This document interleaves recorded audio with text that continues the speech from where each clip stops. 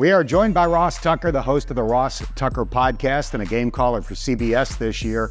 Let's start with the Bengals coming off Monday night's win over the Rams. Did it change your feeling at all about where this team stands? Maybe a little bit, Dan. I think they were obviously able to get Jamar Chase involved, which they hadn't been able to do.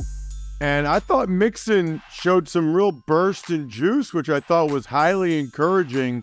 If Joe can get through this portion of the calf injury, I think the Bengals will be able to break through to the other side and get back to being what they've been the last couple of years. You played in the NFL. What would you think of Joe's willingness to play if you were his teammate?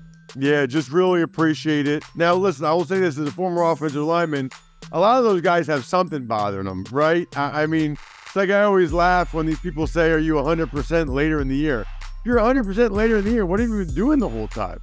I mean, you're not going to feel like you're 100%, but he very easily could have sat that one out and said, let's be safe and let's be smart about this.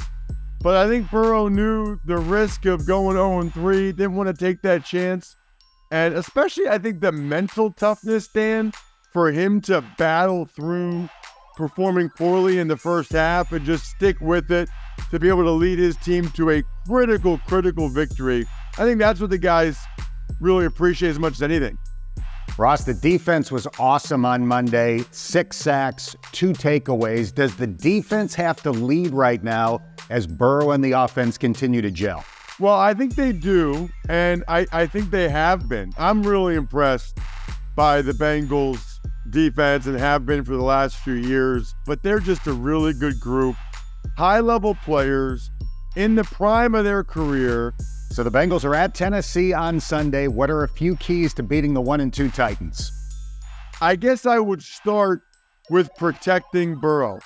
They've got some real difference makers up front. Jeffrey Simmons is probably about as good of a defensive tackle as there is in the NFL. So I would say run it enough to keep them honest, and then make sure you're double teaming Jeffrey Simmons and trying to get the ball out of Burrow's hands quickly, which, by the way, he does very well. You can't let Henry get going. They're clearly better at home than they are on the road.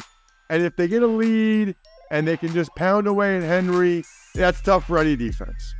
Your schedule is nuts. I appreciate your time. Keep up the great work. Dan, it's my pleasure. Love hearing you. Thank you so much for having me.